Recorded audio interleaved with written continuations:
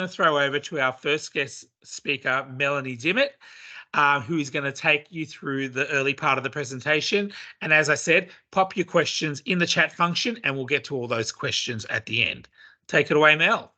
Thank you, Paul. So lovely to be here tonight with our Tubie community. My son, Arlo, he's 7. He tube feeds. He is the lovely little kid who brought me into this space. And this is our second Tubie Talks Napa event. So thank you, Paul, for having us back again. We're back with Sarah Thomas, Stacey Phillips, and we have a lovely new guest in the form of a medical expert, very useful, in Natalie Gentile of Children's Nursing Queensland. And Natalie, I'm going to put you in the deep end first and ask you just to tell me a little bit about your business. And I think we've got Lisa in the group here as well. You guys have co-founded this together. Tell me what your business does, what you offer families, and why you felt the need to create this business and offer this kind of support outside of hospitals.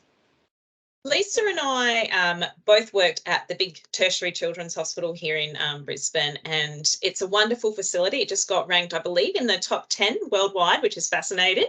And we both worked initially in different fields. My background was more kind of surgical and burns and high acuity, and Lisa was working more so in the rehab space. And we actually came together and met when we worked within the stomal therapy team there. So stomal therapists have a lot of different specialties, but one of those specialties that we support families with is enteral feed-in stomas and enteral feed-in supports. And within that role, we loved our role. We loved meeting families and getting to know people, but that we realised there was a really big need to support these families in the community. And a lot of the children that we were seeing weren't sick, but they had to come into the hospital for routine appointments, which meant you've got a child with complex needs, you might have to bundle up, a wheelchair or oxygen or other children. You might have to take time off of work. You have to find a car park. And you're coming into hospital where a lot of these children and families had some pretty tough experiences. And we'd have families say to us, we just need somebody to go to a daycare and teach them how to look after my child safely. Or I just need someone who can come to my house and do a tube change because my child has really bad anxiety about attending the hospital. And there just wasn't anybody that we could refer to that had that specialist knowledge. And Lisa and I thought someone should do something about it, and nobody was. So we figured we would try and be the people that did it. So we did. We launched late last year. I think we're coming up to our first anniversary in the next week or so, which is very exciting. And we thought, it'd just be a little side thing and it would be something we would do part-time. And we just really underestimated the huge need for it in the community. So we launched, like I said, late last year. We've been full-time in the role, and we support children and their families in a lot of different ways. So one of them is tube feed-in supports.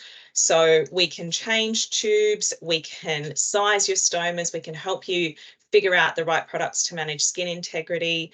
We do a lot of work around education and inclusion support for children attending schools, daycares and that sort of thing. We do a lot of NDIS reports, so we help families try and get the right justifications they need within their reports to support their nursing consumables and supports for the year ahead. And we also support families who have adults and who live in other parts of the country. So it's a mixture of face-to-face in-home supports and telehealth as well. And as Paul just mentioned, we've just started a couple of weeks ago, we've just started working out of the Napa clinic in Brisbane once a fortnight, which is fantastic because it gives us the opportunity just to chat with people in a really informal setting and allow them the chance to ask these kind of questions without having to make a full-blown medical appointment, which I think families really appreciate too.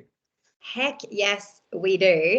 Someone's asked what my next question was going to be, and we've spoken about this before. You are in Queensland, obviously, the name gives it away, but you linked in with other nurses like you guys around the country, right? This is happening in other states? Yeah. Look, we are constantly looking at ways that we can support families better throughout the country. We can do telehealth, but sometimes, like we change in tubes, we can't always achieve that through telehealth. If we don't have a service, chances are we know someone who can help out. So, Amy, I'd encourage you to get in touch. We often are pretty well connected with people out there in the community. But at this current point in time, not quite yet are we expanding, but watch this space. We hope to in the near to not so far away future. Amazing. You guys are doing all this incredible stuff outside of hospitals, while Sarah Thomas has rolled her business into hospitals in New South Wales. Sarah, tell us all what's happened with this. Cool. That's a good question. Yeah, that's really exciting. So on the 1st of September, we announced that we were awarded a listed product on the New South Wales Health C955 enteral feeding contract. And that basically means that you can now go into any state hospital in New South Wales and ask for wholesome blends, and it should be there. It's been a slow rollout, I've got to say. I think, I don't know, I maybe foolishly thought, yeah, cool, they'll just order and it'll all be lovely and rosy. But hey, what was I thinking? So yes, you can get wholesome blends in hospital. So if you're going in for a longer stay now, you can ring in advance and tell them we're coming in, we're on blended diets, we want wholesome blends. It can be scripted as part of your stay. But what I've found is not all hospitals are stocking it at the moment until people are asking for it. So we need a bit of a push, and not really even just for wholesome blends. Like, we just need to get a real food into hospitals to open doors for other foods to come into hospitals as well, and start loosening those rules and that grip that they have on home blends and things like that too. So yes, it can happen. Yes, it is available. Is it available in every hospital at the moment? Not quite. And do we need your help? Absolutely. So push your local state hospital if you are in New South Wales, please. Get in contact with me if you need any information. And also order it in advance. Like, we can actually send it down and have it there. I had a lovely mother recently reach out to me who was in day 8 of a 5-day stay, and they had run out of their own food that they'd bought in, contacting me, and my heart broke because they didn't have any food there, and I could have really easily sent it down to them.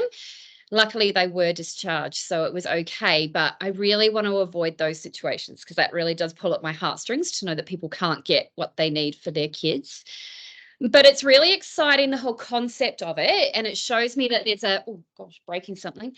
It shows me that there is a definite major shift. And I think you guys might agree that this is a big major shift in how the medical profession and clinicians are actually viewing what we are feeding our children now, and they're getting more on board about it. And that is absolutely worth shouting from the rooftops about. I'm really excited. Yeah, it's so good. There'll be no more sneaking in our wholesome blends pouches. Oh, yes, the But sneaking. Like I know. No, it was like you were sneaking a bottle of wine in. we also do. I mean, what? But no, that's a really good point, Sarah, because we've just come out of hospital before Arlo had pneumonia. We were in for a week, and I was, saying, where are the wholesome blends? Where do I order it? And had to use our own. So it's a really good point that we will need to ask for it, need to tell the nurses, order it in. Yeah. And we don't always, know that we're going to have a planned stay in hospital. But when we do have a planned stay, it's definitely worth calling in advance and saying, this is what we need. It's scripted now. Hospitals are paying for it. You guys are not paying for it. So it needs to be available. Yeah. And Sarah, I should get you to just quickly explain as well, for those who don't know what wholesome blends is, can you just in a nutshell explain? Well, here's some I prepared earlier. So my son, like Paul said earlier, I've got identical twin boys, Lewis and Cohen. And when Lewis was 3, he had quite a major stroke and developed dysphagia, swallowing, chewing issues, lack of appetite, a million reasons why he didn't want to eat. And we were on NG tubes for a little while, and then we were in and out of hospital with malnutrition, rehydration before he finally got a peg put in. And then I couldn't find real food for him. It was all this hospital formula that was 55% sugar and really high in maltodextrin, which is fine. It was fine. We have used it, but for a full-time option for my child, that just didn't sit well with me at all. So I really wanted some real food options. So I started blending, and Natalie, you can growl about this later, but I started blending 17 days after his surgery, because Facebook memories keep popping up and I go, oh God, I remember that day. I thought his head was going to blow up, like, when I put an avocado in his tube. But I started blending for him pretty quickly, and then soon realized that not everybody, I guess, was confident to blend. So kind of scoped around a little bit and started wholesome blends. So I wanted a pouch with a spout because I want to eliminate as much mess as I can. I'm lazy. And I wanted to be able to travel with it. I took the kids to Tokyo and took baby food for my 10-year-old. It was just ridiculous. So I wanted to travel with it. I wanted to go to hospital with it. And like I said, I'm lazy. For Lewis, I throw a couple of boxes at school every term and go, here's his lunch. Tell me when it's empty. So Wholesome Blends is a real food for tube-fed people with no preservatives, no additives, no added sugars. It is just natural food. Beautiful. Not sure if that was a nutshell, Sarah Thomas. Melanie, you know me. You know you got to do the whole do-do-do. It's a pretty freaking big nut, but no, it's a great story, so thank you. Stace, can you do a better nutshell for Tubie Fun? What do you guys offer the Tubie community? So I also have a son, was born and at 9 weeks old got a tube, and he's got his swallowing issues, and since he's been 9 weeks old we have been tube feeding, and so Tubie Fun provides products to help support people through their tube feeding journey. We want to make it fun, we want to make it demedicalized, and we want to just give people back some control over their tube feeding journey. So when Callum came out of hospital, we were in there for about 7 months. When he was born, we came home and no one wanted to touch him. No one wanted to go near him. He had tubes, he had medical things. Oh my goodness, I can't go near that child. I don't know what that is. Oh, I can't do that. I can't touch him. I was like, this is absolutely ridiculous. He's a child just like my other kids. So when I got out of hospital, I was going a little stir crazy. I didn't know what was wrong with my son. We still had no answers. So I couldn't find what I needed. And so I thought, you know what, I need to stop and I just need to do something for myself. So I started making his little Tubie pads. And from there, we just grew and grew and grew. And it was a way that everyone could just get involved without having, what's the right word, without it being a medical device. It just took away the fear. It took away the medical stigma. And back then, my older 2 boys, who were 2 and 3 at the time, used to go, Mum, we want him to wear this one. Mum, we want him to wear this one. Or what about this one? And then it just grew from there. And it just took that level of anxiety, I think, for most people, just down a little notch. But they're also, all the stuff we do is reusable, and we just want to make it easier. Like, our lives are far too hard as they are. So why not make it easier and have some fun while you do it? Cute, Stace. Like, Yeah. to be able to have something cute, and like Arlo can choose, you know, just with his eyes, which one he wants to put on every day. And my kid has got like the perfect stoma. We've never had any granulation, any leakage, and I reckon that is down to those pads. I've heard your other customers saying the same. They're amazing. They're really cute. They make this experience way more fun, hence Tubie Fun. So yeah, what you're doing is absolutely phenomenal. On top, I mean, you've had such a busy year. You got a grant from the Queensland government to bolster your business this year, which was amazing. You've just done an incredible Tubie photo shoot. Can you tell us a bit about that, and also why you wanted to do this photo shoot? Yeah, so I wanted a representation of all ages. It's not just babies that have tubes, and it's not just people that are sick that have tubes.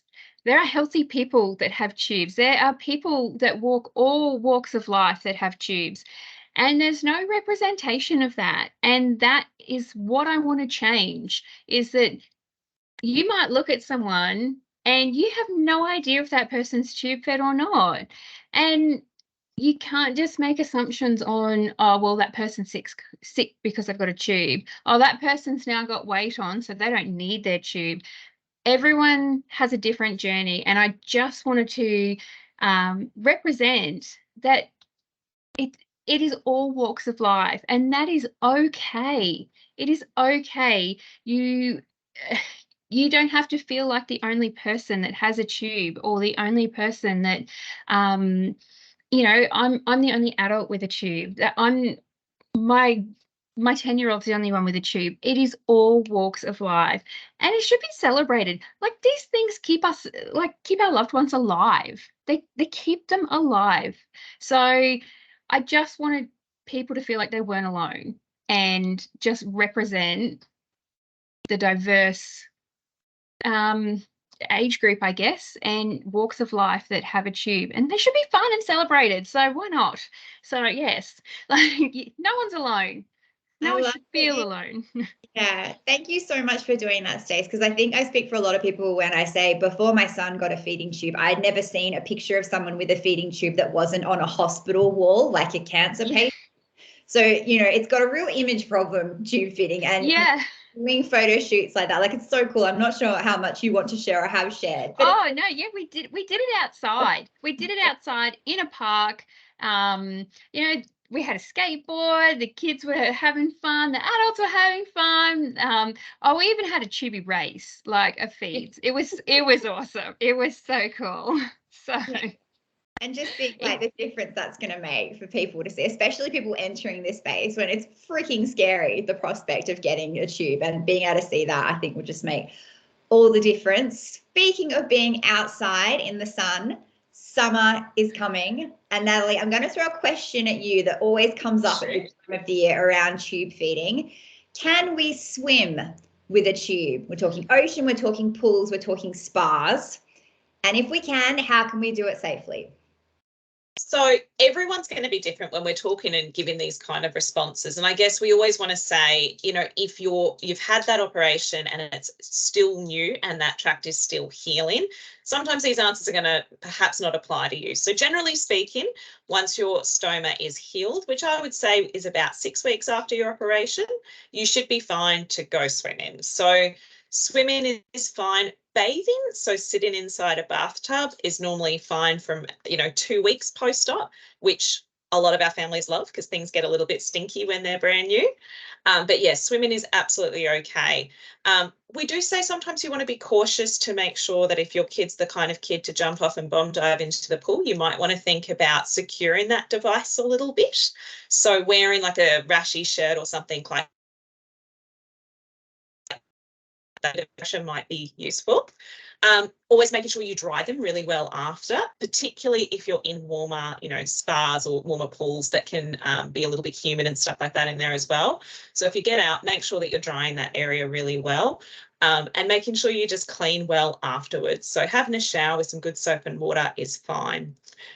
Some of the surgeons do recommend just popping a dressing on, and that normally just comes down to the fact that it is protecting the device from coming out more so than stopping anything going in. So we talk a lot about stomachs not being a sterile area. If we think about, all of our children, they put things in their mouth. We all eat things that sometimes we probably shouldn't. So stomachs aren't sterile. They're okay to get a little bit dirty sometimes. You just need to be mindful of keeping it clean afterwards. I love that advice because we're so paranoid about cleanliness and about things getting in there. I love that you say stomachs aren't a sterile environment. I think that's so important. Absolutely. Are we allowed in the spa? I didn't think kids with tubes were allowed in the spa. What are the rules there? So the rules are, spas in general are not the most healthy place for really anybody, children and adults alike. We do generally recommend that you follow the kind of rules around spas, which I think is about under 8, that children under 8 probably shouldn't be in spa settings. If you've got a child over that kind of age, they've got a really healed, well, healthy stoma with not a lot of leakage and skin issues, then it should be fine, provided that you take those precautions as well. And like I said, always monitor it if you're in there and they're starting to complain in general of not feeling well, or afterwards if they're complaining that their skin's a little bit sore and they're not feeling well, then just monitor that accordingly. Awesome. Great advice. Thank you, Natalie. Sarah, on the topic of being outside, we're going to address one of your favorite topics, food safety. How can families who want to bring blended feeds out and about, picnicking to the beach, make sure that they're doing so safely? Yeah, it is actually, you're right, one of my favorite subjects. I've worked quite a bit with foods and kitchens and restaurants and chefs throughout my career. So food safety for me is a big one, and I take it very, very seriously.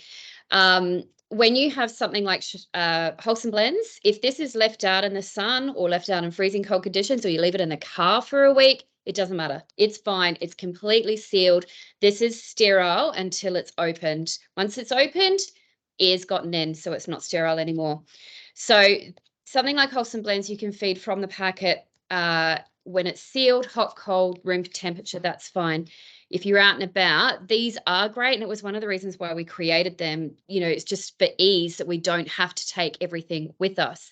And I do wish I was at the office, because I have lots of Stacey's amazing things. But if you are out and about and you're taking your home blends, which I home blend a lot, so I don't just use wholesome blends for my son, and I want to, you know, cook up what we had for dinner last night and blend that for Lewis, I will always take a freezer pack. And Stacey makes these incredible little, Stace, can you, because I can't, I love them. What are they? They're insulated bags. Yeah. So they are available for all different feed sizes. And yeah, they are made of an insulation material, but they still look really fun and exciting. They come in lots of different designs each month. But in that, you can also, just depending on the size of your ice brick, I need to say that, pop an ice brick in there and it will keep it cool. So, and, you know, if you are out and about and you just don't want people staring at your food, or you just need a way to store it, this is cool. Like, you know, you just celebrate who you are. But yes, they're insulated bags. And I don't even like, I mean, I love that I can throw mine in the washing machine, because sometimes yes, they are machine I do spill washable. food on it, but I don't need to put it in the freezer. And you're right, I've got some insulated little bricks that I just pop inside, and they dome up the top and dome down the bottom, and I can actually hang it onto Lewis's wheelchair when we take the wheelchair out, which is super cool as well. But when it comes to feeding your tube-fed person a blended, a whole food, anything that doesn't have additives, preservatives, so anything we cook at home, wholesome blends, any other food that is shelf stable and doesn't have those things inside it. So formulas outside, they have additives, preservatives for that reason. Just be careful. In Brisbane, in Queensland, where we are, Stacey and I are, and Lisa, Natalie are, sorry, and Lisa, it's really damn hot. It gets really hot. And I know the rest of the country has periods of really, really hot and cold as well. So I always say to everybody, two things. Follow your state health guidelines on safe food practices. Every state has a how to defrost, how to reheat, how to take things out of the fridge and consume. They all have that on their websites. But also common sense. Would you make a ham sandwich, put it on the bench? Brisbane today was 32 degrees. Come back 2, 3, 4 hours later and eat that ham sandwich? No. So don't give that food to your child either, or your tube-fed person, because it's exactly the same as, if you wouldn't put it in your mouth, don't give it to your tubie. Sorry, I'm a bit like, I love food safety. If I can, Sarah, we say the same things to families. We get a lot of families that, you know, they come out of having their operation and they're really nervous about touching these devices and connecting and stuff like that, which is completely understandable. But we say to them, you know, if you were to go and prepare your child a sandwich in the kitchen, what would you do beforehand? You'd wash your hands, you'd make sure the plates are clean. It's the same kind of thing. You make sure the stone is clean, you make sure you've got clean syringes or clean extension sets or whatever you need, and you just think about it the same way. It's the same kind of, you know, food. It's just in a different form. And I think also sometimes, I mean, absolutely everything you said is correct, but also sometimes we overthink the sterility of what's in our kitchen. You know, my cutlery goes in the dishwasher, then it goes into the cutlery drawer, and then my children get in there, and goodness knows, I don't even want to think about their fingers. And then we eat our dinner, you know, so it's not completely sterile when it's in our cupboards and drawers anyway. So I kind of think don't get frightened by blended foods in your kitchen and what you're using. Safe practices, common sense, and you should be fine. Yeah. Yep, sounds very sensible. And I should mention there, on washing up syringes and tubes, a really helpful tip is to have a Boone grass drying rack, which are like the kind of grassy looking things that are for baby bottles and stuff, the best for syringes and all your tube feeding kits. So we have one of those next to our regular dish rack, and everything gets washed up at the same time, just warm water and soap. No one tells you this when you first get the tube, how to actually wash up. We draw the water through a couple of times with a syringe through the extension set and just make sure it's okay. Our one is orange by the time we're finished with it because of all the sweet potato and other stuff, which is fine because it's actually clean. Yeah, so that's our dishwashing and tube washing setup, which again, no one tells you, which is, we need to know about this stuff. Stacey, you've already mentioned that you do insulated feed bags for being out and about. Have you got any other accessories that can help for tube feeding on the go? Yeah, so another big thing that we do is modified backpacks. Because a lot of people don't want to sit still, or if they're on longer feeds, like sometimes people need to sit for a while or have their feed over, say, half an hour or 45 minutes. Sometimes they're on continuous feeds. Well, we still have lives to lead and we want to get on with it. And it shouldn't be holding us back. So we make modified backpacks that you just wear. You can pop your pump in it, you pop your feed in it, and you just go. So we do them for kids all the way to adults. So and we do like lots of things to take all your supplies with, because heaven knows you always seem to walk out of the house with something that you need that you didn't take. So if you've got somewhere like our syringe rolls, it all rolls up. You've got all your supplies in there and you can just take it from bag to bag to bag and you know what's in there. And the thing I love about our syringe rolls is that you can open them with one hand, because if anyone has ever tried to change even a nappy on a child, or you're trying to pin someone down, or there's just never enough hands in the world. Never enough hands in the world. So yes, and then they come in all different designs, because everybody's different, and you choose what resonates with you. You celebrate who you are. So I just want to make life easy. My goal is just to make it easier, and that is just plain my goal. And that is what we center around. Yeah. So, yeah. Arlo is expressing himself through his bluey syringe roll on the daily. So thank you. Now, on this topic, and we chatted recently, we're doing an awesome article all about Tubie travel in the new issue of The Blend coming out, Feeding Tube Awareness Week, February 2024. Natalie, for that, we spoke about tips, things that we should be preparing before we do go away and tube feed outside of our houses for extended periods of time. What are some things that we should be thinking about preparing before we take off? I think it's really important that, like you mentioned before, Stacey, every time we leave the house, we've always forgotten something. As parents, we're always trying to think of 100 things at once. So I think it's a really good idea, when you're thinking about holiday planning, engage your healthcare professionals. So have a chat with your stomal therapy nurse, have a chat with them and say, I'm going away. What are your recommendations? How can you support me? And they should be able to support you with some of those more practical sides. So practical things are, if you're going overseas for a long trip, what happens if your tube breaks? You might want to think about taking a spare tube with you just in case. So have you been taught how to change it? And if not, what's the plan? Where are you going to go if that tube fails? So it may never happen, but if you don't think about it ahead of time, that's always when things are going to occur. So I would always encourage families to take a spare device with them, and then just keep it aside in case you need it.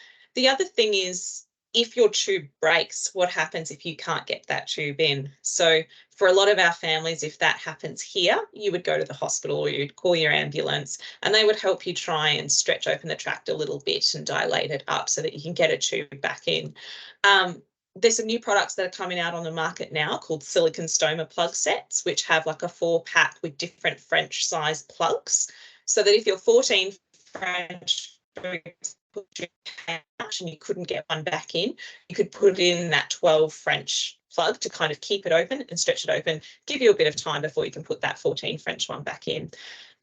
They're a great option, and previously families used to do similar stuff with catheters, but there are risks associated with that. So these are a great little product that you can take along with you. Also things like making sure that you've got enough feed and formula, which is Sarah's more area of expertise with something like that. But thinking about how you're going to feed them overseas, like Sarah mentioned, baby food is one thing that families take over. Can you take over wholesome blends? How can you arrange that sort of stuff? Or if you're traveling throughout the country, can you arrange to have things delivered to where you're going as well? That's an option for a lot of places now. Yeah, I think it's just about being prepared and making sure that you always have a plan.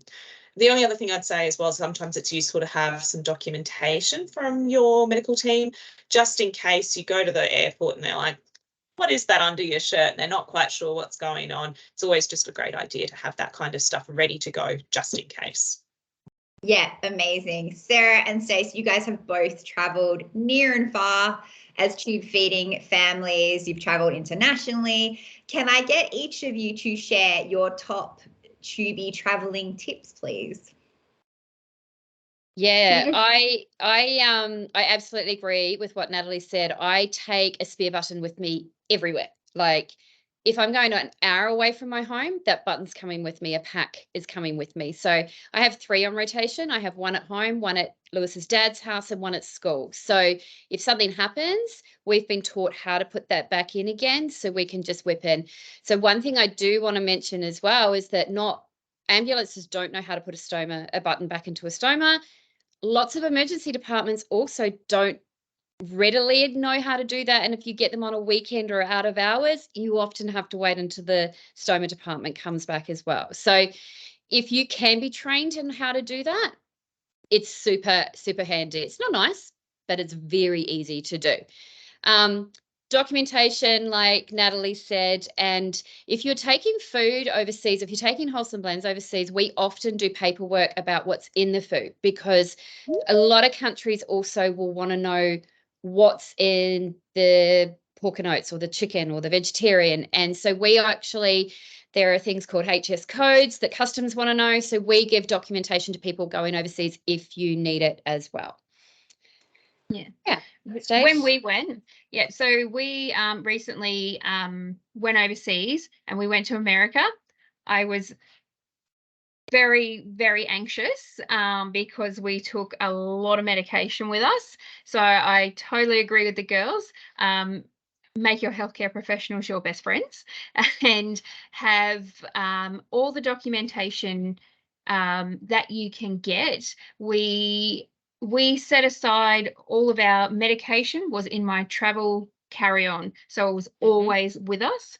We took spares of everything, and what I started doing, because we knew quite in advance that we were going, was what I started doing was, if I used it on a day, like the month before, if I used it, I put a spare one in like a big washing basket, and then I'm like, oh, I needed that. Oh, I'll put a spare one in the washing basket. And so that way I was always reminded, like, oh, I need that this day. Oh, I need that this day.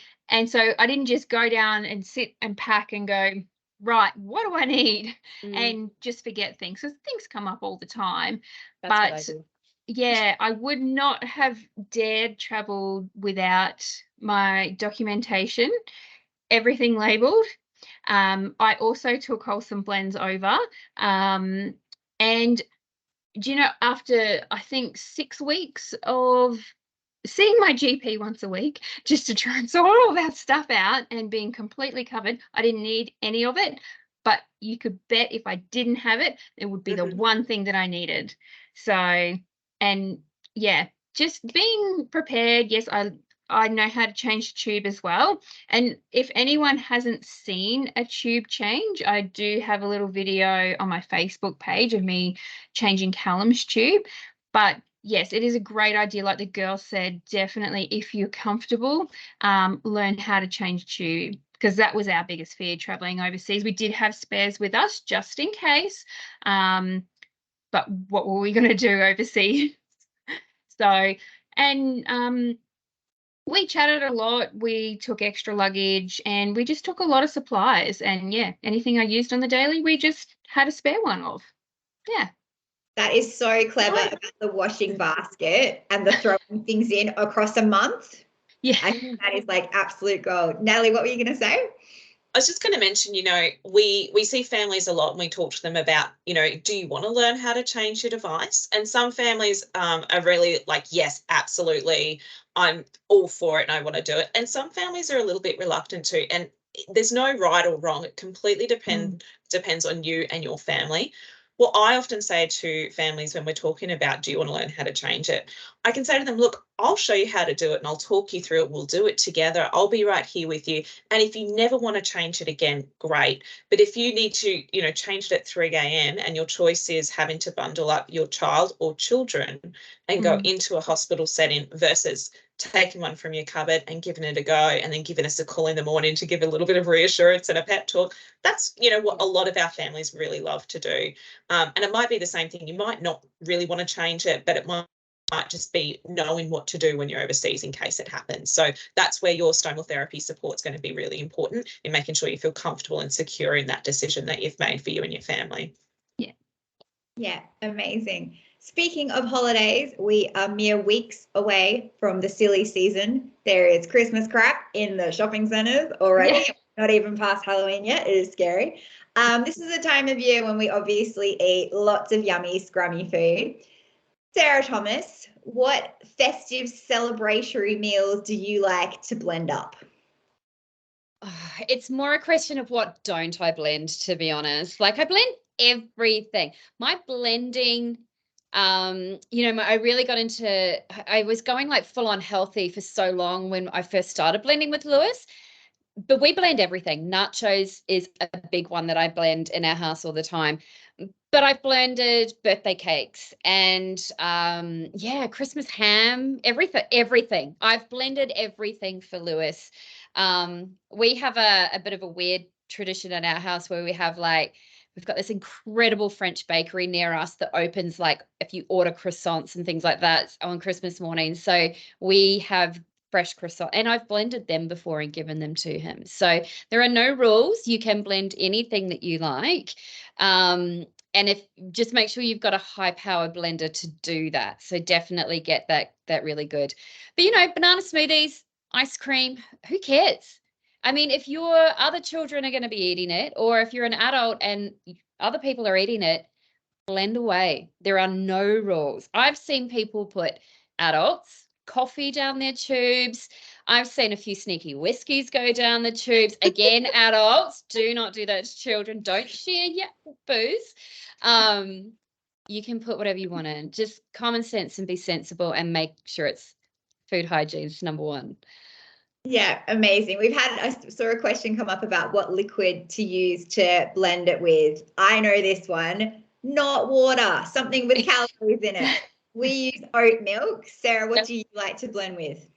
I really like to blend with chicken stock or chicken broth, whatever you want to call it. I make my own over a slow cooker for 2 days, bit of apple cider vinegar in it as well. Like it's the house smells incredible.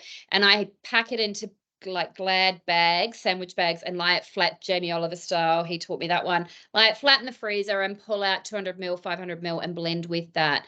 So yeah, you're right. A high calorie. I mean, water is of course going to give you a nice smooth blend, but any type of milks, whatever you can tolerate, broths, vegetarian, chicken, coconut water, coconut milk, you source from a slow cooker stew. Just anything that's got good chunky calories in it.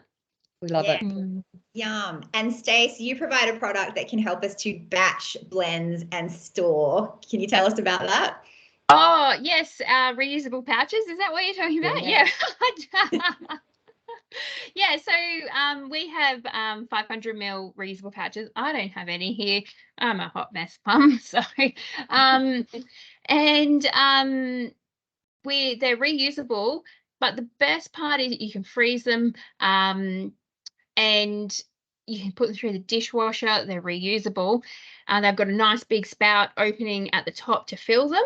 And the best part of it is if you use mobile giving sets with a spike on it, you can take the cap off and put it straight onto the pouch. And if you squeeze all the air out of that pouch and then connect your giving set, it can't draw air. There is no air to be drawn, so you can lay it down.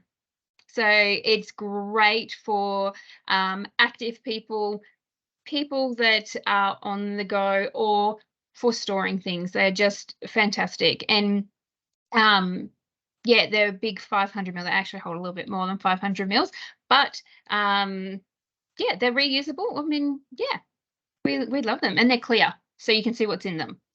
So that is the best part. Yeah, so good. And on that celebratory note as well, Sarah, we need to mention your new flavour of Wholesome Blends, which is all about the partying. Can you tell us about that? It is. I think that one came about, we have our new cherry cacao, which is kind of our take on a Black Forest cake. And that came about by my children, Lewis and Cohen, when I blended their birthday, well, there because I have one sets of birthdays that I do every year because I don't have time. That's why I had twins.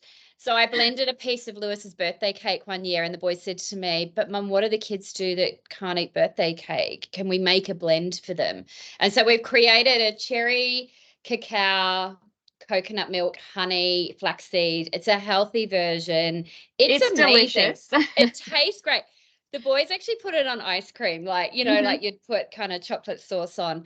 But like Stacey was saying, this actually also can be spiked and drawn and put through the pump as well, which is really, really cool. So it's really, really thin.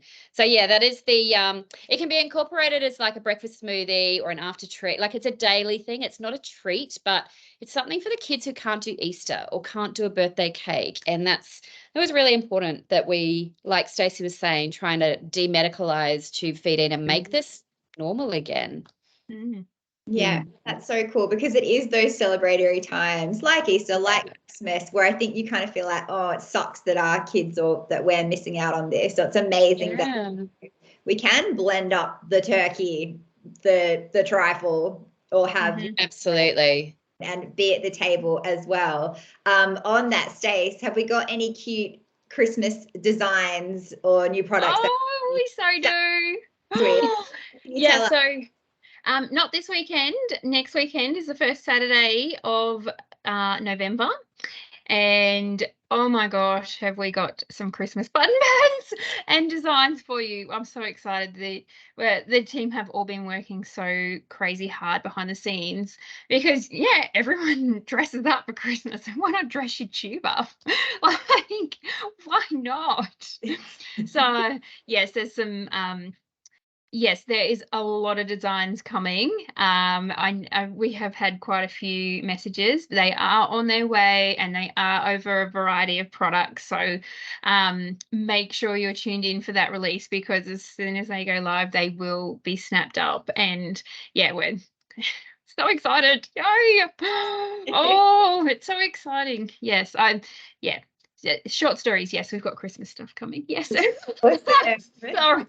We're very excited for that. Guys, I want to ask each of you, all three, one last question before we throw to Q&A. So like Paul said, if you've got a question, get it in the chat. I know we've got a newbie Tubie mum in the group tonight. Colleen, welcome. Apparently your child just had their tube put in today. Amazing. You might be dialing from hospital, I'm not sure. But for Colleen and for anyone else who might find this useful, can we each share what we wish we'd known when our kid first got a tube in? I guess I'll kick it off by saying to myself, back when my 5-year-old then son got a tube in, if formula's not working, you don't have to get it right. It might be blends for your kid. Don't be afraid to try it. Thank goodness now, as we were chatting about, blends are much more accepted. There are lots of dietitians that support the diet now. But at the time when my son got his tube, we were told you have to get the formula right. And we really tried, and it was just never going to be right. And it was a disaster until we linked in with the Tubie community and tried blends. So those would be my words to my former self. Natalie, what advice do you have for parents, people and families who are fresh to the space? I think fresh to the space, or not, I think my advice would be the same, and that's make sure that you're linked in with someone who can support you, and that you're happy with their support and you're working together like a team. You know, Lisa and I have come from, you know, working with children in hospitals to working with children in communities. We now have adults, we have people all over the country that we support through telehealth, and sometimes we meet people who actually haven't had any support for 3 or 4 or 5 years, and they've been doing it on their own. And that really shocks me as a nurse and as a stomal therapist, that some people just don't have supports. So it's a type of stoma. And we talk a lot about, you know, stoma. There's an international charter of stoma rights, and one of those is having a stomal therapist support you. So make sure you're linked in with someone who can support you. You're entitled to it. You should have it, even if you never need to see them, or you only need to see them once in a blue moon. You should know who to be able to go to get that help, and to advocate for you and support you with your tube feeding kind of journey as well. Yeah, beautiful. Stay, Sarah, who's next? I can go. Exactly like Natalie said, you are not alone, and your child is still the same child they were, and they're still the same person they were before they had a tube. They are still the same, and you are never alone. There are people out there that will wrap their arms around you because we know what it's like. We've walked that journey. You do not need to be alone, and there is support, there is help, and you still have the same person that you had before the tube. It doesn't need to change you or change that person. And all the emotions are okay. All the emotions are okay. Yeah, all the emotions are okay. Beautiful. Thanks, Jay. Sarah, what are your words of advice? Look, I think the biggest piece of advice that I would give someone new starting out on this is you don't have to be perfect. You don't have to get it right. And good enough is good enough. And as long as you have good intentions and you're trying your best, that is perfect. You have, like Stacey said, an army of tube feeding families that are willing and happy and able to support and pick you up. In fact, some of my closest friends now, some on the screen, are from the tube feeding community. So, you know, we as parents turn to the people that are walking the same path of us for advice. I don't get it perfect. I've been doing this for 6.5 years. I still make mistakes. But I don't put that pressure on myself anymore to get exact calories or to get exact micronutrients or to get anything exact in my life, because my son is so happy and he's thriving and he is happy with what I'm doing. And that's all I care about. So it doesn't have to be perfect. Yeah. Cheers to that. Thank you, all three of you, for sharing so much goodness with us tonight. Paul, I will throw back to you to do some questions. I'm sure there are many. Did you have a nap there, Paul? Did you just have a little nap? Yeah.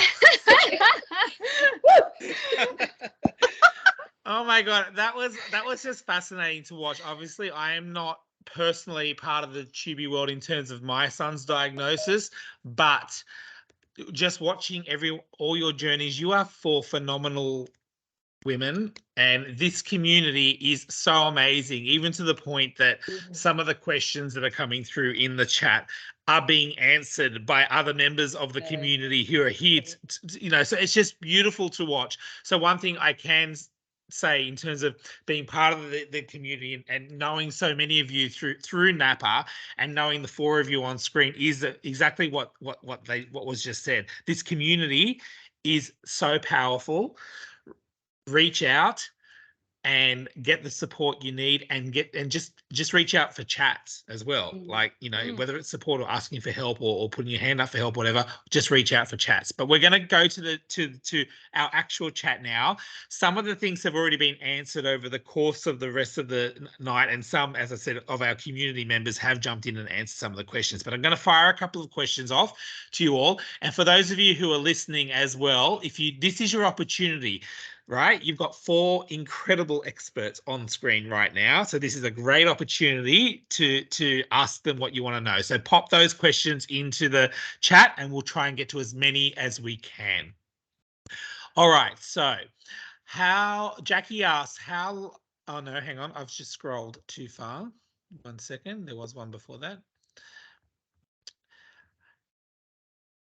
Oh, sorry, Jackie did ask, Sarah, in that example you gave about, being in hospital and either running out or not having the thing, how long would it take if you were to say to your hospital, oh, I need the blended feed or the wholesome foods, like how long would it take for you to receive that call and get that package to the hospital so they could be giving that to the child?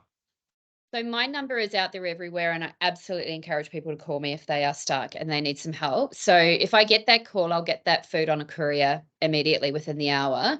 It's usually pick up the next day. So if in New South Wales, I can get food to Sydney within 48 hours maximum, and I can get it to regional within about 36 hours. Sometimes that would be kind of long. That would be the maximum amount of time. So I can get that really, really quickly. Definitely down there. Great, thank you. Laura's asking, and this one's probably best directed to both Sarah and Nat, how has anyone had any luck with NDIS approving feeds and feeding equipment? You So, can take Nat, the do you wanna first half start? of that, Sarah. I'll take the second. Okay. Yep. The answer is absolutely. Like most of the families, Stacey, you get your feeds for Callum covered. Mel, you get yours for Arlo covered. Most people get NDIS covered in their consumables and their core budget for wholesome blends. If you are covered for enteral feeding in your budget, then you can choose whatever you want to do. The difference is if you're plan managed, sometimes you need a little bit more paperwork to go along with that. And that's often a letter from the dietitian, potentially the stomal nurses as well might be able to help. And we also have a letter of support that we can give out to explain why wholesome blends can't be bought at Coles and Woolies and Aldi and wherever. So we can definitely help with that. NDIS do kick back a few of them, yes, but it's so much less than what it used to be. And it's very rare that we get that these days. But again, reach out. Yeah, look, we do a lot of work around supporting families with comprehensive nursing assessments, continence assessment, enteral feeding assessments. And with those, we write quite comprehensive justifications about why certain things are needed. And it normally comes down to, for each product that we would recommend, we would justify why you need it to meet your NDIS goals. We justify how many that you need in relation to manufacturer guidelines and best practice. And then we provide quotes as well for every single product. So that's a big piece of work. That's something that Lisa and I support families with very often. And on that note, as far as consumables, we talk to families a lot out in the community, and Stacey's mentioned a lot of different products that some of you may not have heard of tonight. The tube feeding community often says, oh, have you tried XYZ? Did you know that this came out? And so there's always new things that are coming out. So I would encourage you to reach out to, the tube feeding community or to Lisa and I at Children's Nursing Queensland and ask us what's new. Because, as things change, you want to make sure that you've got the opportunity to try them. You want to make sure you've got the opportunity to have them included in your plan for that year ahead as well. And can I just also add on that? I just saw Laura in the chat just say that NDIS said that it's not a disability, but there is a section in NDIS that talks about enteral feeding and covering enteral feeding. So they will cover that. Sometimes you just get someone random on the end of the phone that you just need to push a little bit harder or step up to the next level. But it is covered. There's a whole section on enteral feeding and home enteral nutrition and what that means and what comes with that as well. So definitely push that. And I do love what you just said, Natalie, because you actually brought things up that I didn't even realize that I needed in my quote for NDIS, like gloves and things. I was like, oh my God, I didn't even think about that. Natalie and Lisa do amazing quotes. Stacey's stuff as well is covered by NDIS too. So yes, it's covered. Sorry, I get a bit heated on that one. Can you tell? Perfect. And Laura also mentioned, this is more of a comment, but she said, for those of you who are Sydney and are stuck or get stuck without any wholesome blends, that she lives very, very close to Sydney Kids Randwick, and she has always has a big stash of wholesome blends on fire in reserve. So if anyone runs out, you can contact her. So thanks for that, Laura. That's fantastic. But she also See, look at the community. I know. I love I was it. going to say, how good is it? Love it. Now, she did follow that up with a question, though, that I've just navigated away from. One sec. She said, my 2-year-old has an NG tube and we are keen to get a peg, but the surgeon said there isn't enough real estate on his tummy. Does anyone have any helpful tips on how to push for this, as there is more flexibility with a peg? Nat? That's a Natalie question. Nat, So, sounds like a Nat question. we all have our bugbears, and if you ask Lisa and I what our bugbears are, it is people not understanding the difference between a peg and a gastrostomy. And I won't prattle on too much about it, but just to talk very basically about it, because it can often impact our very limited real estate that we get as clinicians when we're dealing with very small children. Or children who may have, anatomically, they may have kyphosis or scoliosis. So a PEG is a percutaneous endoscopic gastrostomy. And the way that procedure is done is it's a 2-step procedure done by a gastroenterologist. So your child would go to sleep. When they're asleep, they pop the tube through their mouth and it goes all the way down into their tummy and it gets poked out through the stomach. And it's that big long tube that families would come out of that surgery with. What then happens is the family have to turn that device, and anywhere between 6 weeks to 6 months later, that child has another operation to change it to a low profile device, something like a Mickey or a Mini. So that's what a PEG is. A surgically placed gastrostomy is a different procedure. It's done laparoscopically in 1 step, and that is 98% of the gastrostomies that are done in Queensland are actually surgically placed gastrostomies. So your child goes to sleep, the doctor does it laparoscopically, so 3 or 2 little portholes into the stomach. They find the stomach, pull it up to the abdominal wall and stitch it in place. The reason it's important to know the difference between those two is that a PEG, you have to turn. A surgical placed gastrostomy that's stitched, you don't want to turn, because otherwise you're going to be turning internal sutures. So when you're coming down to limited real estate, sometimes the procedure in which it's done will be different, and sometimes your child may find that a PEG is not suitable for them, or that the surgically placed gastrostomy is not suitable for them. Often a surgical gastrostomy is better because they've got a little bit of manoeuvrability there as far as how they can anchor it through. So I would encourage, I'm sorry, I missed the name of the person Laura. there, Paul. Laura.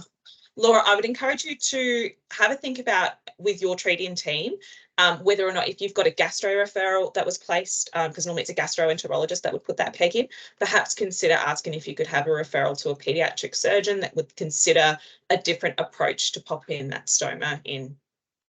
And I'm happy if you want to email and ask any questions about that, because it's a very big bugbear of Lisa and mine's, like I said. So yeah, hit us up if you've got any questions about that. I'm not sure where everyone's based. And we all know wait lists are big around the country, but there are always options for private referrals with surgeons and things like that as well. Perfect. And I will say that tomorrow I will send out an email to everyone who has registered for this event with a direct link to the video of tonight's presentation, as well as the contact emails and websites for all the 4 wonderful presenters on screen tonight. So you can feel free to contact them to follow up, to order their products, to make an appointment, whatever you want to do. All right. I've just got a shout out here from someone, from Antonia, saying that Natalie and Lisa are the best children's nurses. So Yeah, I'm gonna reinforce that one and give that a double tap as well. All right. Laura's also asking, does anyone, or where can you find awesome blended feed recipes? And do families generally see dietitians to calculate calories required per day? She's spoken to a few dietitians and they don't generally support blended feeds due to food hygiene reasons. And her son, for your information, is also immune compromised, so that may be why. Maybe Sarah? Here? Yeah. Yeah. Okay. The first thing I want to say is get a new dietitian. That is just get a new. Does anyone disagree with that? Get a new dietitian. If your dietitian does not support blended diets, go find someone new. If you're in a hospital setting, ask to speak to somebody else, because that is changing. There's Dietitians Association has brought out the blended diet consensus statement. There is national, I don't want to say legislation, but there's national statements and regulations around blended diets. So it's there, it's happening, it's in Australia. It's not going anywhere. They need to get on board. They've had long enough to get on board. Get on board. With calories and how to make foods, Melanie's last 2 blend magazines has got some great recipes in it. So I would definitely jump into her mags, which are available free online to download. And you can find quite a few really amazing blend recipes. There's a few from us in there as well. Stacey's put some in too. And then if you watch the space, maybe there might be a cookbook coming next year, but don't really know. Don't know. We'll see. Maybe. Let's just see if I can get it to the printers. Fingers crossed. So yeah, but when you are starting a blended diet and you go and see a dietitian for the first time, there are 3 questions you want to ask them. And the questions are, how many calories does my person need? What kind of nutrients? And if they're immune compromised, what are the additional supplements that you may need to add to that? What is the stomach volume that my person can tolerate? So every single size different person has a different size stomach. And, my 15-year-old stomach is different to Melanie's 7-year-old's, Callum's 7. How old's Callum now? 7, yeah, to a 2-year-old. So our stomach sizes are different. So what volume can they handle? And then the third question is, how long does that take to digest? So for my person, for Lewis, when we first started blended diets, we went back to newborn 4-hourly feeding because I calculated what he could fit in his tummy, how many calories he needed that day. He's not immune compromised. He can eat everything. So luckily, we were able to work out when he digested that food and feed him. And it took me about a year to get him back to where I was healthy, that I could slow that down. So those are the 3 questions: how many calories, stomach volume, and how long does it take to digest? And get a new dietitian. Amazing. Sarah, I'll just add to that. Thank you for the shout out. The blend does have a recipe spread in it. There are some cookbooks, e-cookbooks in existence. Claire Carrier, who's a Canadian blended tube feeding dietitian, has a good one, as does Hilary Dreyer, who is in the US, but they are Canadian and US cookbooks. We are hanging out for an Aussie one, Sarah. Nudge, nudge. Yeah. Let's make it happen, Sarah. All right, fantastic. Now we're going to go back to the, just saying, incredible feedback there and an answer to that question, Sarah. That's fantastic. Great insights, guys. Make sure you're sending through. This is your last opportunity to get questions into the chat because we've got to wrap it up soon. All right, so get those questions in there. All right, we're making our way through them. Back to the travel questions and what we were talking about earlier. What happens if the NG tube comes out and you are overseas? My child pulls out his all the time and we have to go to the ED each time. So is that just going back to what you said, is if you are comfortable to try and learn how to do it yourself? But what do you say if you are not comfortable with doing it yourself? What do you suggest for people who are overseas? I think it's always really important to take spare things with you. So even if you're not going to be the person replacing that tube, have your stuff ready to go. Because if you go into a medical facility in a different country or a different part of the of the world, they may not have your specific 8 French ENFit whatever kind of nasogastric tube. So always make sure that you have them handy. The other thing is, if your child is constantly pulling a tube out, maybe it is worthwhile having your treating team about different securement devices and different ways that you can secure that to stop it being pulled out. It's not ideal for families to have to present to an emergency hospital, whether they're travelling or not, to have a tube replaced frequently.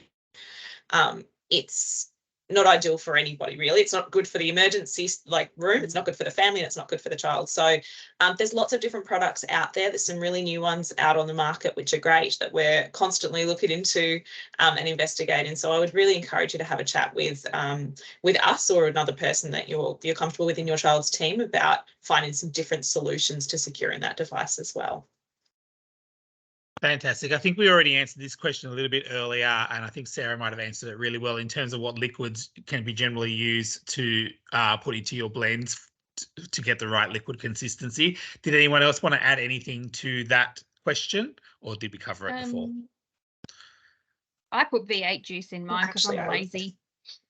Yeah, it's just amazing. Yeah. Yeah. Yeah. Yep. Nat, did you I have wasn't something going to mention anything about the liquids, but just, we hear, I think it's a very common thing that, they're too thick to go down tubes. What we hear from families is, well, my kid only has a 14 French, so that's why I can't do blended feeds, because they have a 14 French device. So they go and see their doctors or whoever, and they get stretched all the way up to a big fat 20 French device, and all of a sudden their stoma's leaking everywhere, their skin's terrible, and we're in a world of pain. I just wanted to raise the awareness that you don't need a big fat tube for blended feeding, regardless of the French of the tube. So bigger the French, the fatter the tube. Every single hole at the end of that tube is the same size. Every hole in your extension set is the same size. So it's a really common misconception. So absolutely, you do need to make sure that your tubes are adequately, your blends are adequately thinned out with the appropriate liquids, but you do not need a big fat tube. Please don't go and put a 20 French tube in if you don't need it. Can I add to that as well? You are 1,000,000% right. I love that. And thank you for bringing that up, because I have got all the button sizes. Avanos gave me them, and I've put blended food through a 12 French up to a 24 French, and they're fine. But the bolus extension set is like key. You will break your hand trying to put it through a two-headed continuous set, which is what we always get with our formula and things like that. So you need, I've got one in the kitchen, but it's over there. The thicker one-headed, one-pronged bolus extension set, like Natalie said, the holes at the end are all the same. They all go into the same button, but that is key to get that through to any. And if you are doing blends through an NG, yes, it can be done. It's a little bit more work. You got to get that liquid thinness right. You got to have a good blender. You may need to sieve it, but the viscosity is the word of the thin and thickness of that liquid has to be really, really fine for an NG. It can be done. It's just a little bit more work. And again, high calorie liquid. I remember this question from the last Tubie talk we did, and I'm going to get each of you to answer this question. What is your favorite brand of blender? What do you all use? Tell me or recommend. Vitamix over here. Vitamix. Vitamix. Yeah. Vitamix. I've got a Thermomix. I already had it. And I don't want another thing on my bench. So I use a Thermomix. Okay. I'm just going to I go. think grab most an families say extension too. Give me Vitamix a or sec. Thermomix. Mm. Yeah. Thermomix, great, excellent. Amy says, I commenting on I think Sarah's earlier comment that you could blend anything.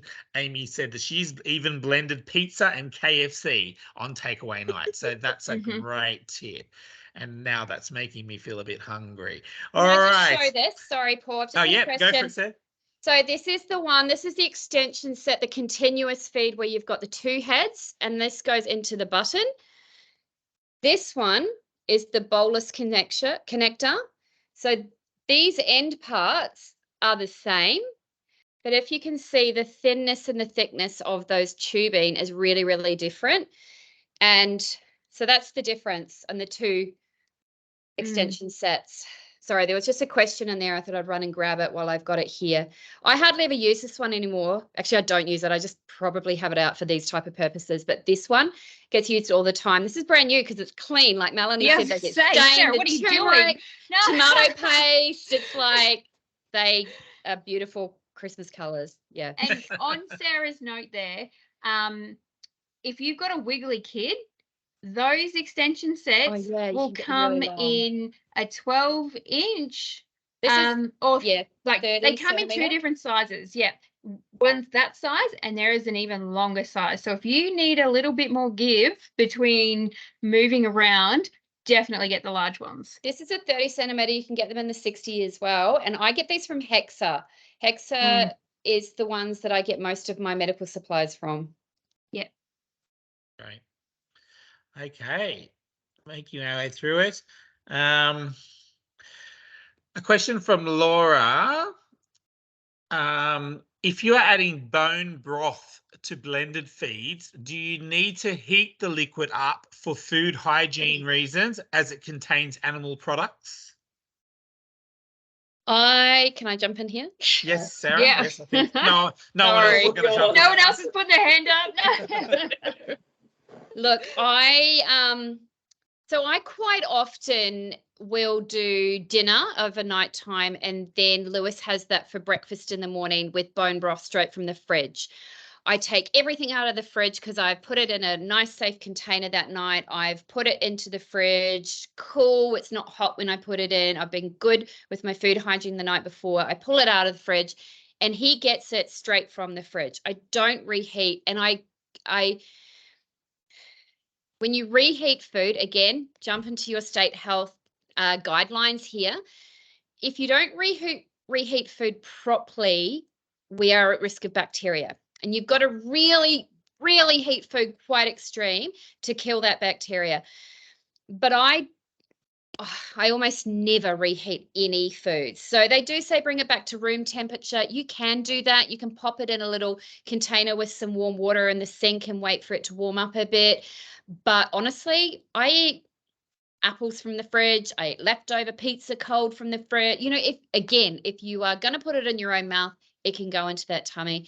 I do worry about reheating food. I find that sometimes it's more dangerous to reheat food than to not reheat food. And again, it's just got to be common sense.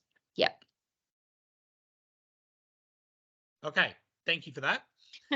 Fiona says her son, almost 2 years old, has had an NG for 11 months, doesn't swallow food and minimum water, and they are changing to a gastrostomy in January.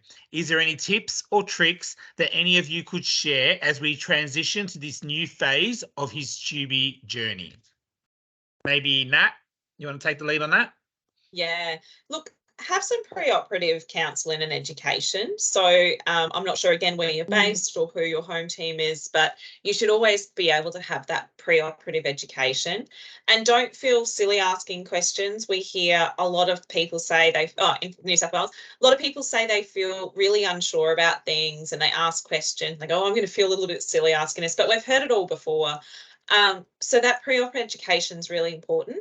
And you should be offered that well and truly before the surgery to give you time to kind of sit with things and understand, what's going to happen from a long-term point of view, but also in that kind of post-operative time frame as well. We do a lot of pre-op education, even for families who may not be in Brisbane. So you're more than welcome to get in touch with us, and we're happy to kind of offer that through telehealth as well, and just give families the chance to ask questions without a time frame. A lot of people feel a bit rushed sometimes when they go through hospital settings that they have to be in and out.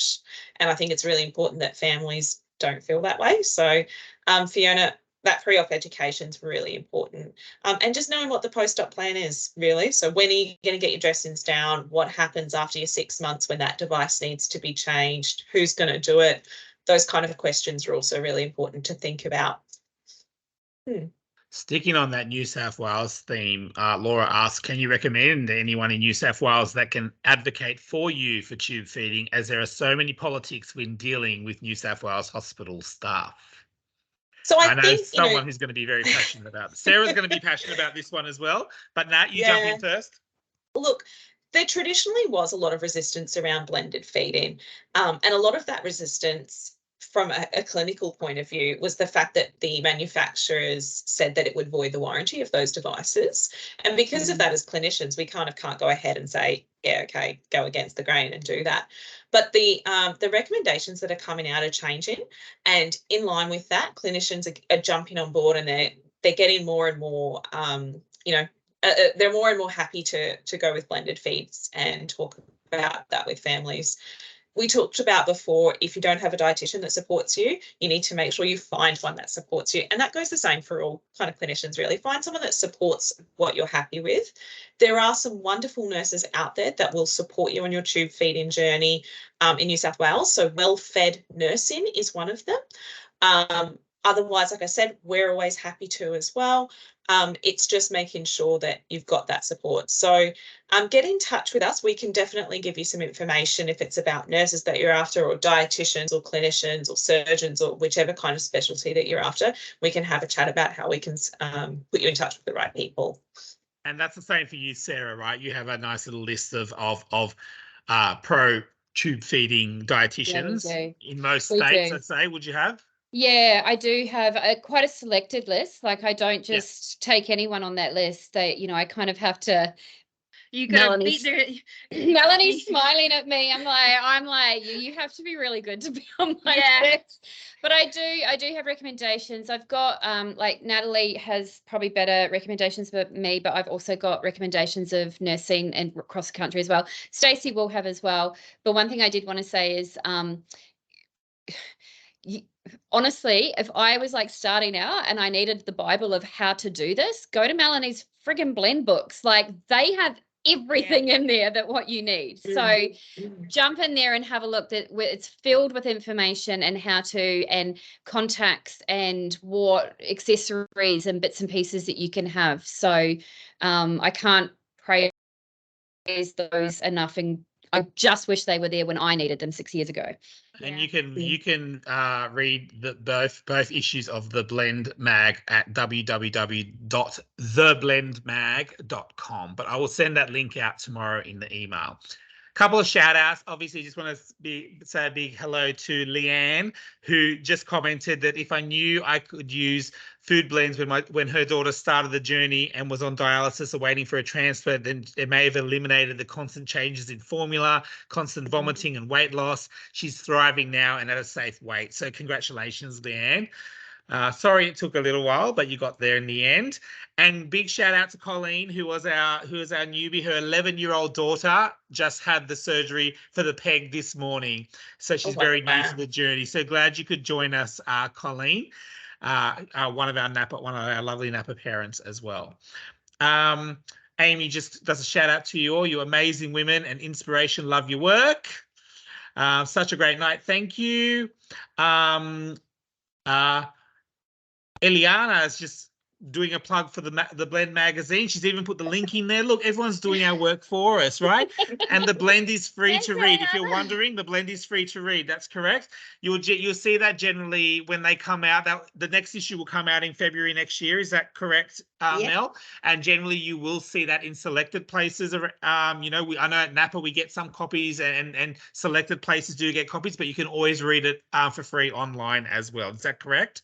That's correct. If you want a print copy, everyone on screen now is distributing them come Feeding Tube Awareness Week 2024, so you can get the third one. If you want print copies of the first and second one, you can order them through Amazon, but it's all free to read online always. Perfect. Okay, I think we've already covered that question about NDIS, but NDIS covering wholesome foods in our plan. But if you do have more questions around that, you can reach out to Nat or to Sarah directly. Okay. Oh, the questions keep coming. Sorry, it just keeps going and going. Amy has said, I did have to fight for it, but I did get it. Fight for it and don't let them discriminate against what you need to feed your child, right? Laura said, we provided letters from dietitians at NDIS, still say no, and isn't considered a disability. So that's what Sarah was referring to before, that you just need to push higher or escalate. Is that the word of the day? Escalate. Yeah, I like it. Right. All right. I had to fight for it too, but got there in the end. Okay. I'm not sure who mentioned this, but can you share the URL, the website for the Stonewall therapy nurse, Stonewall, I think, therapy nurse, as I can't seem to find it on Google. All right. Oh, so this is for Nat. Okay. So yes, I can see you get an email about this all tomorrow. But if you want to Google tonight, or you want to get on there tonight and book in and get on that wait list, it's www.C for cat, N for Nelly, Q for Queen, L for Larry, D for dog. So that's We're Children's also on Nursing the Queensland. Napa Brisbane site. Right. Also, you can link through the Napa Brisbane site. As we mentioned earlier, Nat and Lisa from Children's Nursing Queensland are in the Napa Clinic in Brisbane every second Wednesday all day, so that you can meet them face-to-face there, or are available for one-on-one appointments, or are available for telehealth appointments. Right. Has anyone heard about the Kangaroo Omni Pump from Cardinal Health, which is meant to be suitable for blended diets? Natalie's nodding there, so I'm going to send it her way. Oh, okay. Yes, we have. There's constantly new products coming out and new things that are being tweaked and new developments and how things work. There are advances in the new pumps. I think we just have to wait and see what kind of comes out from the companies. But I do hear there's some exciting stuff in the works. Stay tuned. Okay. I think, is this what you answered before, Sarah? What tube are you talking about, Sarah? Would we have an example sent through in an email too, please? That was the one you already talked through. So that's, and where do you get them? Did you say that? Any distributor, Hexa, Bright Sky, Night and Day Incontinence Products, Surgical House, Joya, Independence Australia, all of them have them. Well, these you should also have them in your box, like your actual box that you get your device with. And when you get like today, Colleen probably will have her button, and this one is often thrown away because everyone says, oh, you don't need it. Keep it. It's $40. Keep it. Do not throw it away. Yeah. Fantastic. All right. Well, we've reached the end of our questions. I want to thank everybody for tuning in tonight. And mostly I want to thank our 4 wonderful presenters on screen tonight. Stacey from Tubie Fun, and I'm going to repeat her website right now. It's www.tubiefun.com.au. So you can go check out all her wonderful products tonight, but then remember to go back in a couple of weeks' time to get that Christmas range, right? Yes, definitely. Thank you also to Natalie from Children's Nursing Queensland. I just read that one out, but I'll say it again, www.cnqld.com.au. So that's Children's Nursing Queensland. So you can reach out to her directly on that. Big shout out to Sarah Thomas from Wholesome Foods. Wonderful to have you here tonight. That's www.wholesome. Sorry, I keep saying Wholesome Foods. Don't Wholesome worry, I'll Blends. be getting you later. Oh my I God. clocked it. Wholesome Blends, sorry. Wholesome Blend. So wholesomeblend.com.au. So thank you, Sarah, for being online tonight. And a big shout out to our Master of Ceremonies, Melanie Dimmitt, who curated and directed all the questions to you tonight. Obviously, Mel, check out, do yourself a favor. If you haven't read Mel's book, the special book, grab yourself a copy and read that book. It is absolutely life-changing. I've recommended it to hundreds and hundreds of Napa parents, and they all glow about it. So do yourself a favor and read that book if you haven't already. And you can also, obviously, Mel is the brains behind the Blend magazine. You can read those past issues at www.theblendmag.com. And we very much look forward to the 3rd issue coming out next year. And hopefully we can all get you back online around that time as well. We can do another one of these. Yeah. All right. A big thank you for everyone who has joined tonight. I hope you took something away from this wonderful discussion. I'm very, very inspired to have spent the night talking to these 4 wonderful ladies. Thank you for joining us for this Napa Nights, and we look forward to the next one. Good night. Thanks, Paul. Thanks, everybody. Thanks, Paul. Bye. Thank you.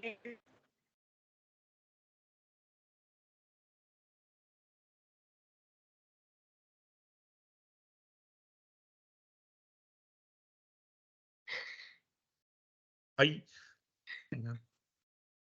I don't know if you want us to stick around, Paul. No, I was just going to say, I just wanted to shout out and say thank you very much. Oh, that was thanks wonderful. for having us. Thanks for having us. Thank you. That was so wonderful. Thank you guys for giving your time. And I have no doubt that everyone took amazing tips away from that. It was fascinating. As I said, I'm not in this world myself, but it was fascinating to hear it. And you guys were also open and wonderful. So thank you. Oh, no, thank you. Thanks for having us. All right, guys. Bye, guys. See ya. Have a good night. Bye.